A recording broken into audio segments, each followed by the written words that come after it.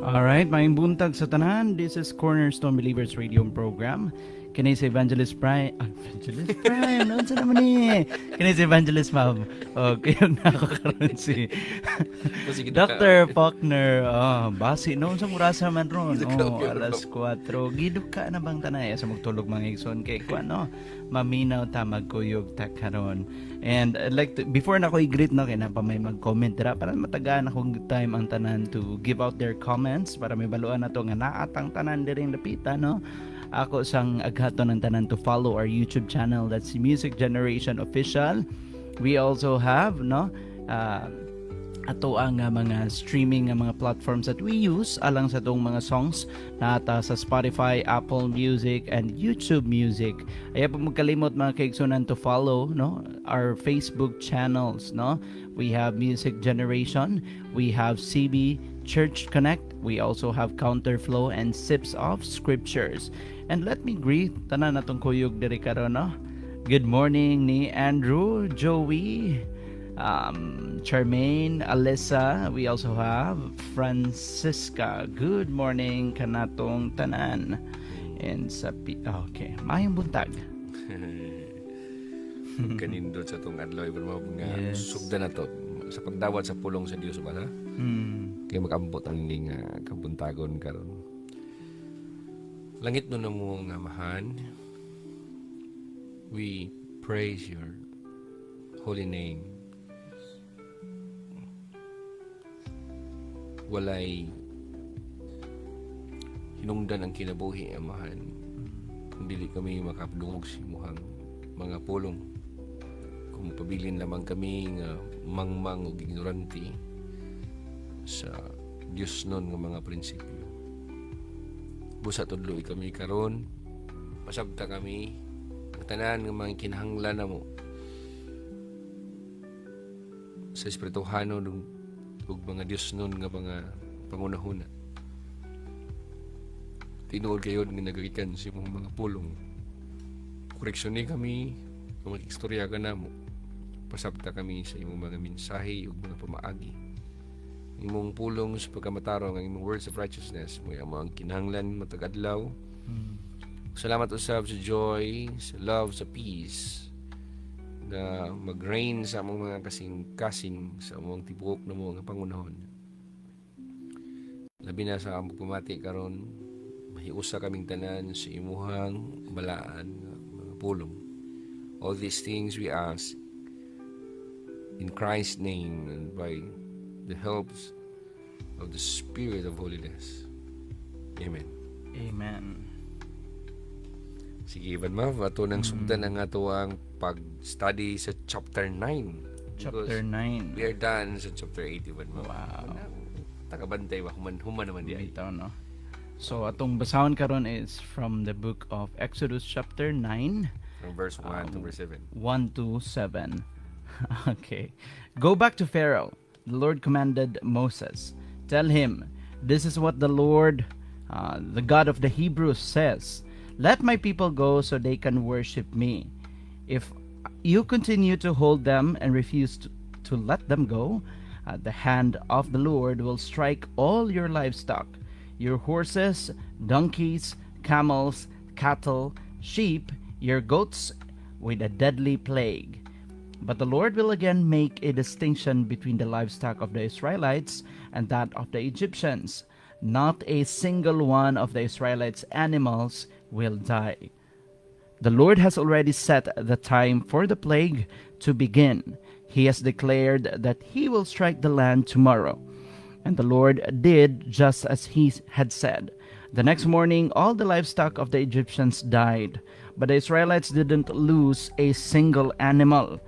Pharaoh sent his officials to investigate, and they discovered that the Israelites had not lost a single animal. But even so, Pharaoh's heart remained stubborn, and he still refused to let the people go. Kapiher, gahig. Gahig dito, ano, Ivan Mav. Wow. Sa Sibana ito sang pasahon. Si Yahweh miingon kang Moises. At tuwa ang hari sa Ehipto ug ingna siya. Kini ang giingon sa Ginoo ang Dios sa mga Hebreo. Palakta ang akong katawhan aron mag-alagad sila kanako, aron magsimba sila kanako. Kung dili gihapon nimo sila palakton, silutan ko ikaw sa makalilisang nga sakit nga mutakboy sa inyong mga kahayupan, sa mga kabayo, asno, kamilyo, baka, karnero ug kanding.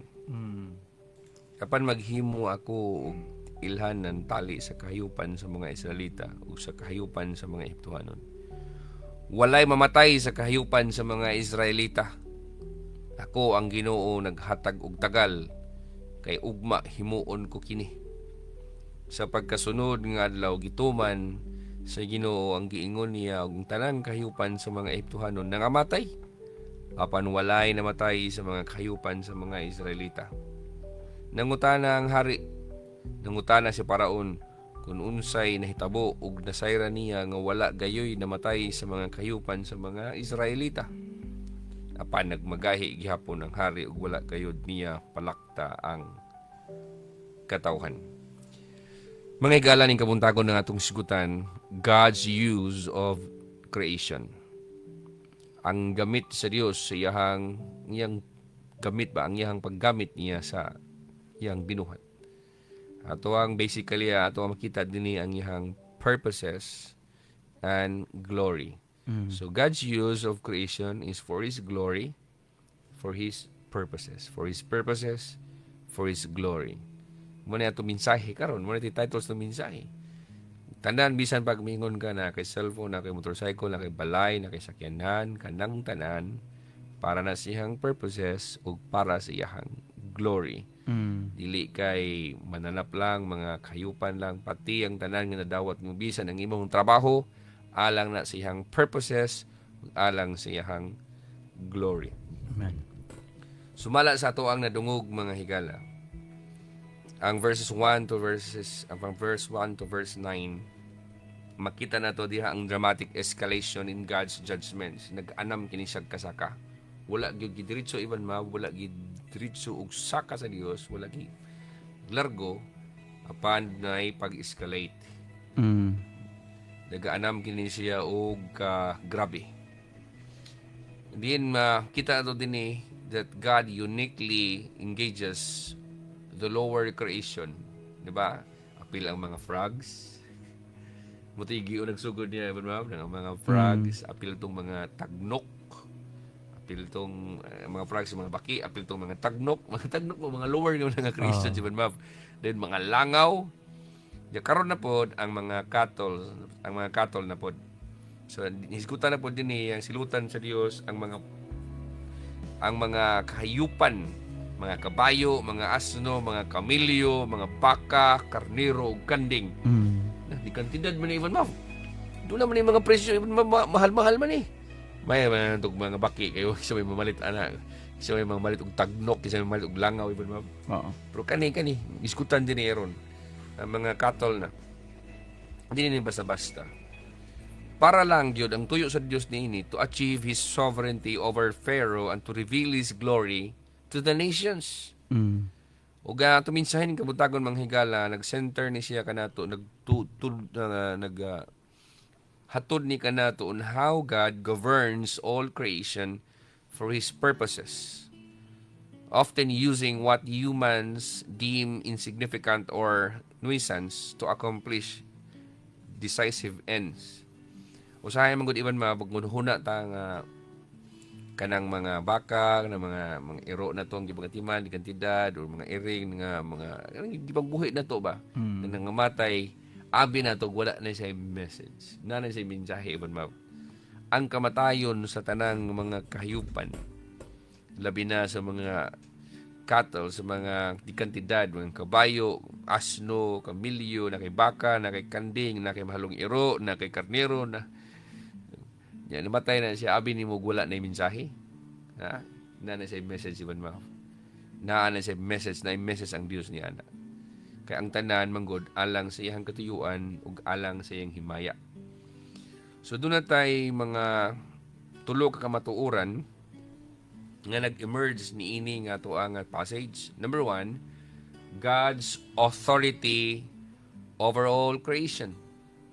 Ako na lang sigbalik-balik, pero ako yung pong isitudlo karon gikan ni nga passage nga ang Dios lagi adunay otoridad sa tanan nga iyang binuhat, labi na nimo. And second, God's discipline aimed at awakening trust and worship. Ang pagdisiplina sa Dios, ituyo na niya aron nga makamata ka, aron nga musalig ka sa Dios o musimba ka niya.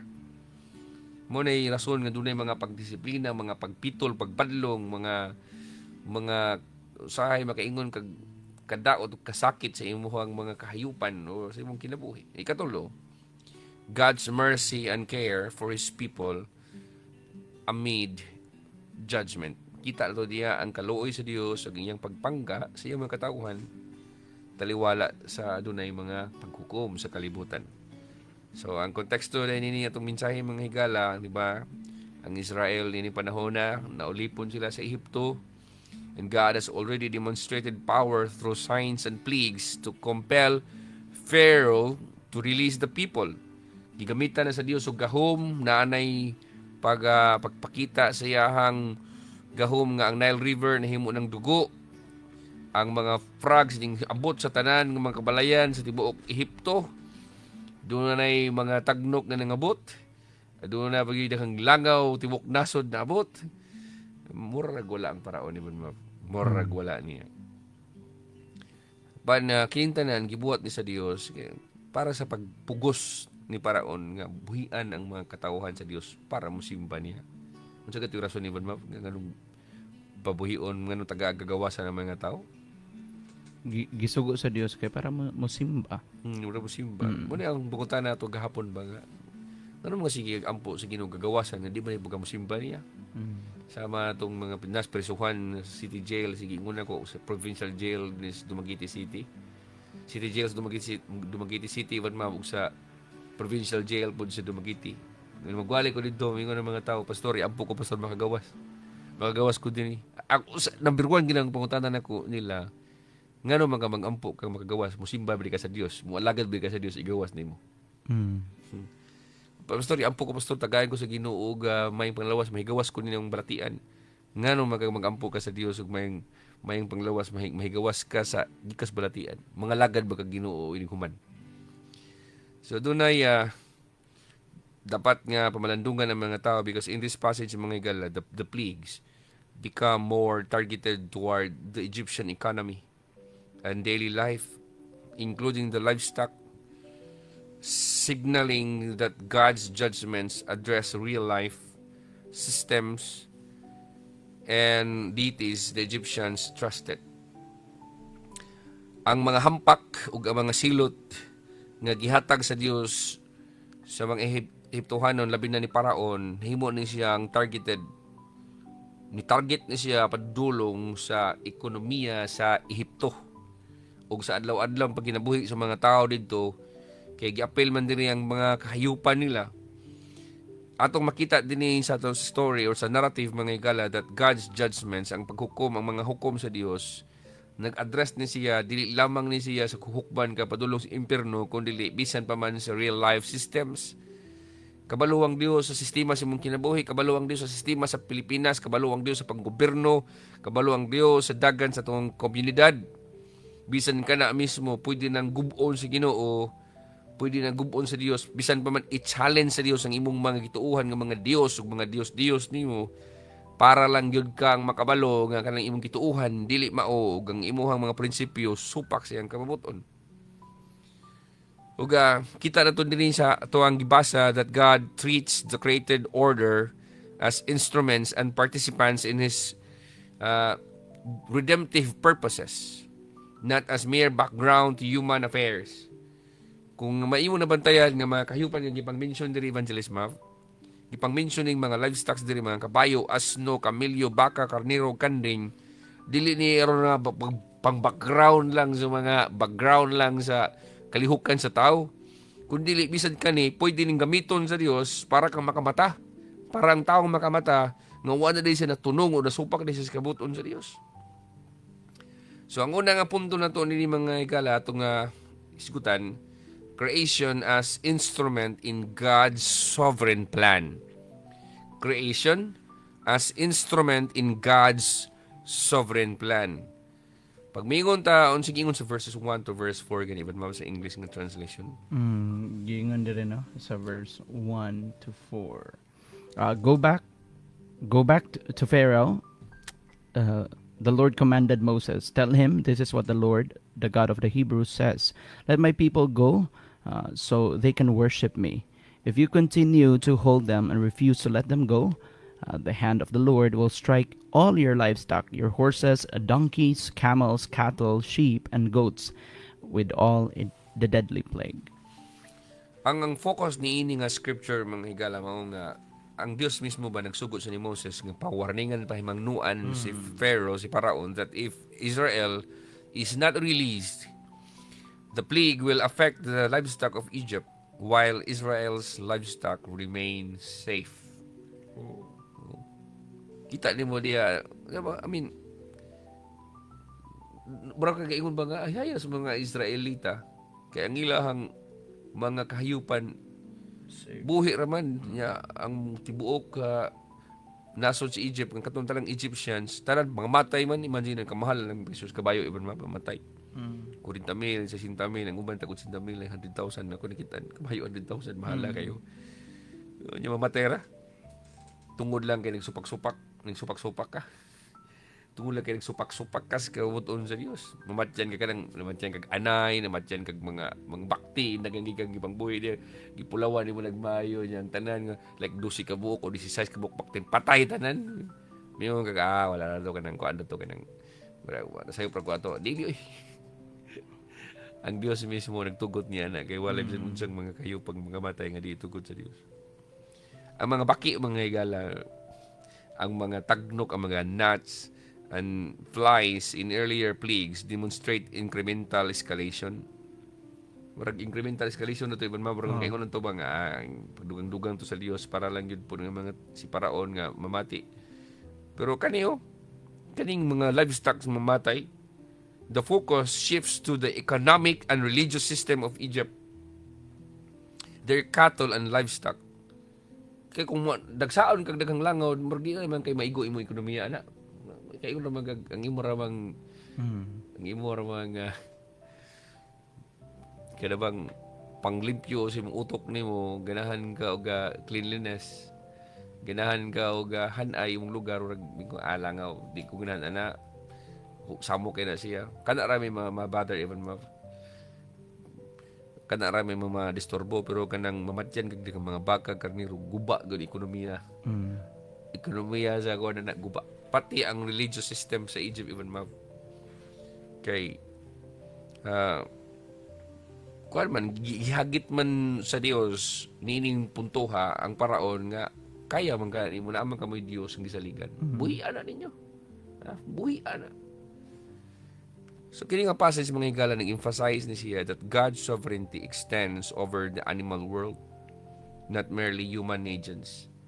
Bisan di ay ang mga kahiyupan pwedeng gamiton sa Dios para lang yun sa iyahang purposes o sa iyahang glory. Nothing exists outside His oversight. Balik ko na ko. Nothing exists outside His oversight.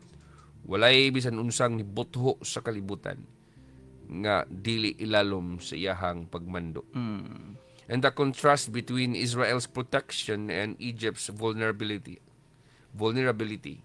reveals God's distinct care for His people and His justice toward oppression. Makita nimo diha nga ngano man nga tagaan man og protection sa Dios ang mga kahayupan sa mga Israelita nga walay mamatay sa ilang mga kahayupan. Ang mga kahayupan sa Israelita walay mga matay, apan tanang kahayupan sa mga Egyptians mga matay tanan. So gipakita diha ang contrast between Israel's protection and Egypt's vulnerability. Gi-reveal diha ang distinct nga care sa Dios for His people and His justice toward oppression. So ngano bitaw siguro na itias mabinaw karon mingon siya di ba mao na yung Dios ninyo way batasan ng kriminal kayong dako o mampatay mga kayupan ayaw pog kalimot nga niining puntuha ang Dios nangita pa sa justisya tungod kay pila ka katuigan 430 years ning mga tawhamang Israelita gidaog-daog sa mga Egyptians ang tanan nilang mga ginaguad talang gitrabaho nila wa sila huling sakto. So ang Dios ganahan na paninglan na sobra na kayo ang gipangbuhat sa mga Egyptians ngadto sa mga Hebreo nga mga tao. So ang application nato ning mensahe mga higala mao nga ilha, you should recognize that God governs all creation. Na mga kay hayop karon na kay iro o baka o baboy nga timan nimo nya si muna nimo care niya na bisag atiman nimo sakto gawa sa nga nagdinanghag ka pero kanang kung imong gitimag taman-taman niya matay gina siya. Ha? Hinuktok gina nga unsay imong atraso sa Dios or unsay binsahi sa Dios ana alang kanimo. Kay naa na siya message. Nag-appeal ang binguntag ang pang-govern man gud sa Dios, ang oversight man gud sa Dios, nag-appeal siya sa tanang binuhat. Bisan kani ang tagnok pwedeng suguon niya ang muana sa imong balay, suguon niya ang mga langaw nga muana sa imong balay, and including ba the seemingly ordinary parts of our lives, pati ang work, ang economy, ang nature, kanang tanan pwede na siyang gamiton sa Dios para lang gyud kang mutuman sa iyahang kabubuton. So ang pangutana karon, are you stewarding creation in ways that honor God? Or basig nang hinambog lang ka kay daghan kag mga livestock, daghan kag trabaho, daghan kag income, daghan kag gisaligan, apan kanang tanan wala magamit sa Dios. Usa sa mga butang nga ako masawayan sa tao, Evangelist Mav, kanang nasa motorcycle apan wala nalipay ang Ginoo niya na imbes nga ang tanan nga nadawat na to is for God's purposes and His glory. Apan daghang mga tao nga motor lang gigamit sa laglaag, surusuroy, laglaag, surusuroy. And the worst is gigamit sa mga binuang, sa mga krimen, sa mga pangdaog-daog sa mga tao. Ayaw kalimot ng tanan na butho para sa katayuan sa Dios ug sa iyang himaya. Tanan. May kag cellphone nimo para na sa purpose sa Dios, para sa glory. Laptop, computer, tanan, balay nimo, sakyanan, tanan para na sa kamayaan sa Dios, para sa iyang katuyuan. Di gina ipagamit nimo sa Ginoo, mabot ang panahon nga hukasan ka ng tanan o di ba ka kanang hinungdan nga madaot ka. Because when life systems fail or falter, remember that they are under God's authority. Namatay na mga baktin, namatay na mga baboy, namatay na imong gibang buhi, kadang tanan under na sila sa otoridad sa Dios. And God can use even the most mundane aspects to accomplish His purposes. Bisan unsa man ka mga ordinaryo nga mga butang, bisan makaingon man ka nga yutan-on ra mga butang, pwede kayo nang gamiton sa Dios para lang maakomplisar, para lang matuman ang iyang katuyuan. Na kay madugang niya lang ang punto, Ibn Ma'am?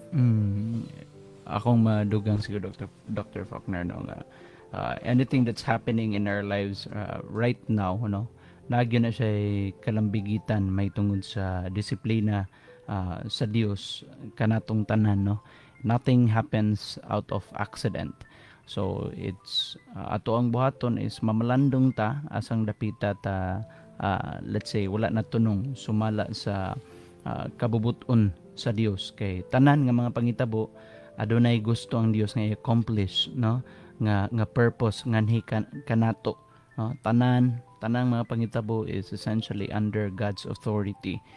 Ayog isipa nga kanang nahitabo siguro nimo karon tsamba lang na or it's a coincidence no kay atong nakita diri sumala sa giingon ni Dr. Faulkner tanang mga pangitabo sa atong kinabuhi, the gain and the loss of the things that we have, adunay mensahe anang mga butanga that if awag ako siguro pong pagdasig no sa ani kung adunay magipiyal ang Ginoo nimo nga might it be material goods no, animals, livestock, unsa pa siguro na dawat nimo no.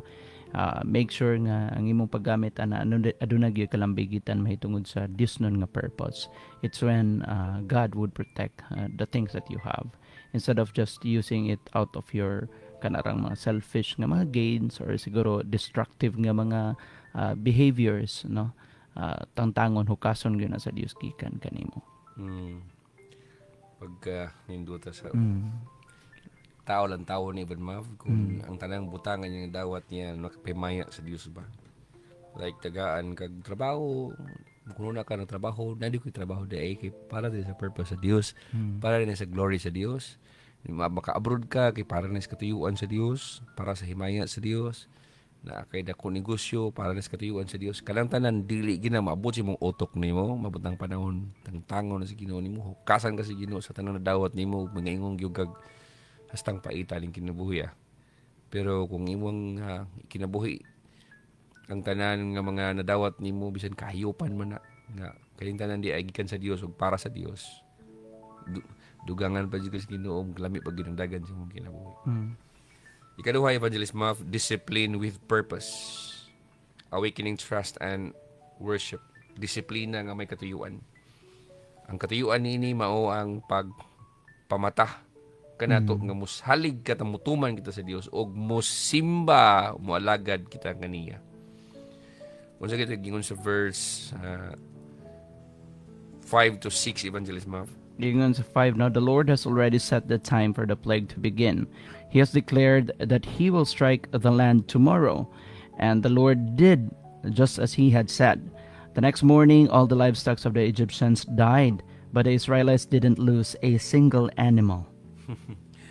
Ang scripture focus nini mga igala mo nga the plague of cattle disease and loss mismo ang namatyan sila demonstrates God's power to impact the Egyptians' economic and religious life, prompting a reconsideration of who is worship.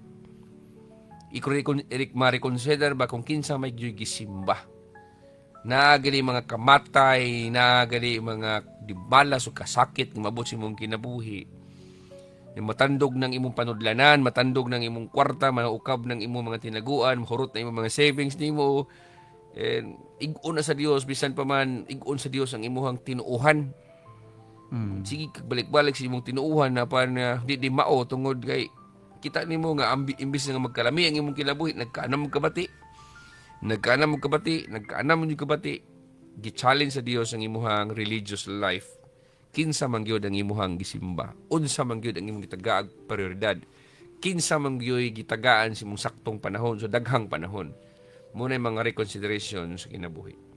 So di man yung mga higalang the livestock plague targets a central part of Egyptian life. Muna lang ang mga Egyptian life ba, ang assets nila, food supply, and religious icons associated with fertility and wealth. And the judgment serves to reveal the impotence of idols and supremacy of Yahweh, who alone commands life and death. Ayaw kalimot sa ako nang gitulod din sa itong programa nga ang mga Egyptians pwede na daghanan sila mga Diyos, pwede na silang daghanag gituuhan nga Ginoo pod nila. Giprove sa Dios ng ilang mga Dios walay mahimo. Sa mga pag-aagi ikaw pod nga namati na karon. Wa mong kuniingon nga yawa ang imong gisimba, sigurado jud ka nga imong kag na kay Ginoo na kay Dios. Ang akong pangutana ron, ang imong gituuhan ba nga Dios mo ba gina ang Dios sa Biblia? Ang imo bang gisangpit nga Ginoo mo ba gina ang Ginoo sa Biblia? Kay kung ang imong Ginoo ang gisangpit mo ng Ginoo sa Biblia, wa gyoy mga kasakit ug kamatay ug mga hampak nga mabot sa imong kinabuhi. Gani man sumala sa mong gibasa, tipigan pagin gani sa Dios. Ampingan ka sa Dios at timanon ka sa Dios, samtang ang uban nagkaguliyang nagkapuno mga kalisdanan. Dili ka pasagdan sa Ginoo kung siya gyud ang tinuod nimo nga gisimba. Dili ka makabsan og mga pagkaon kung siya gyud ang imong gisimba o gitahod o gituman.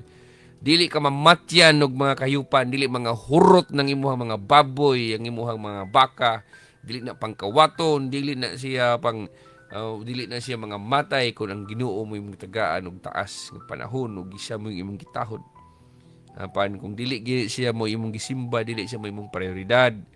Bisag pag-asa ka napita mo duol og veterinaryo, bisag pag-asa ka napita mo dangup og mga doctors, hot doon ron ang imuhang kwarta, mga matay ra gyapon na sila, mga matay ra gyapon ang imuhang mga kayupan, mga wala ang imong gisaligan, madaot ang imong ekonomiya, madaot ang imong financial tungod kay wala nimo gituman ang kabuton sa Ginoo. So sa atong personal nga kinabuhi mga higala, ayaw kalimot nga in the midst of judgment there is restraint and measured action. God warns ahead and gives some space for repentance, even as He acts decisively. Kung imong nabantayan, di man mapasalamat ginita kay batasan sa Dios, mupahimangno gyud siya. Mupahimangno. Ug karon ako resulti kanyo gipahimangnuan mo na ako nga ayaw niyo number 2 or number 3 or number 4 o kinaulihan ng Dios ayaw pa mo simba niya. Simba mo sa Dios samtang himsog mo glawas. Alagarin ninyo ang Ginoo samtang nga ginhawa pa mo. Samtang galakaw-lakaw og suroy-suroy pa mo dinis kalibutan, samtang kumplito pa ang inyong kusog, samtang kumplito pa ang inyong ginhawag, inyong tiil, inyong mga kamot. Kay mabutang panahon gani nga maningil ang Ginoo, basig didto ra ka maghilak-hilak sa ICU, sigdaan na mingon kang Ginoo. Mga lagad ako nimo. Nakimadugag niya ng punto ay No, usa sa mga butang nga to yung angay nga hinuktukan, no, nga ang ato din kinabuhi angay gyud na siya natong gamiton alang sa pagsimba ug matuod nga pag-alagad sa Dios kay well, we are reminded right now nga ang atong life is limited. Kaingon ra siguro ka nga unya ako mga lagad sa Dios tungod kay nalingaw pa kas mga gikalingawan nimo karon, pero ayaw og kalimot, no, let this be a reminder to you right now nga ikaw naminaw niini adunay limitasyon ang atuang mga kinabuhi aning kalibutana og dili lang kana, no, with a snap of a finger God can remove whatever it is nga imong gisaligan just to discipline you. Ikaw makamata nga akong kinabuhi kinahanglan din na akong itunong, ayaw na nagpaabuta nga moabot pa kaana nga state. Make it right now, no, ikaw naminaw niini karon nga isipa nga ang Dios nakigstorya kanimo karon. Wala pa siguro abot nimo ang hampak, pero sultian ikaw, wake up, no, wake up, ipagamit imong kusog, imong kinabuhi, imong kinatibuk-an sa imong pagkatawo ngadto sa pag-alagad ug tinud-anay sa Dios. Amen. Now number 3, Evangelist Mav, mercy and care for the covenant community amidst judgment. Mercy and care for the covenant community amidst judgment. Makita na to diri, balik ko na ko sa Cebuano. Ang kaluoy ug pagatiman sa Dios alang sa mga katawhan nga naapil sa iyang kasabutan, taliwala sa hukom. Kung imong nakita kanina ibon sa verse 5 to verse 7 nga ingon ako ang Ginoo naghatag og tagal kay og mahimuon ko kini. Sa pagkasunod nga adlaw gituman sa Ginoo ang giingon niya ug ang tanang kahiyupan sa mga Ehiptohanon nga matay apan walay namatay nga mga kahiyupan sa mga Israelita. Wow. Nangutana ang hari kung unsay nitabo ug nasayra niya nga wala gayoy namatay sa mga kahiyupan sa mga Israelita. So ang focus niini nga point mga higala ni nga kamatuoran is that God provides a test for Israel's welfare. And Pharaoh's court test whether any concern exists for the Israelites' welfare. But when no one asks, the heart remains hardened. Tugutan sa Dios iban Mav nga masulayan gid ba ang welfare sa mga ang pagkahayahay sa mga Israelita alang silang haruhay. Sayunan kag nangamatay ng tanang kahiyupan sa mga Egyptians, tibok Egypt ng paraon nagpadala siya mga isugo niya aron sa pagsusi. Apan sa dihang gisusi nila iban okay ra kay tanan.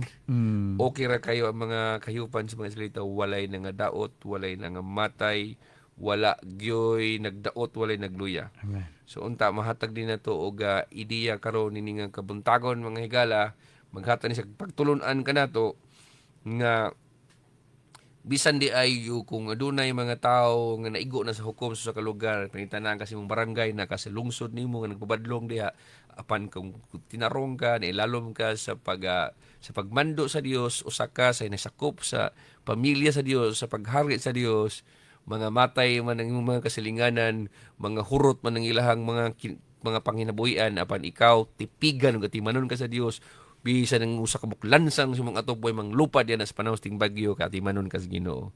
Daghang salamat mga higala si kauban ni kabuntagon. Ang Dios magapanalangin sa imong adlaw. God bless you. Amen.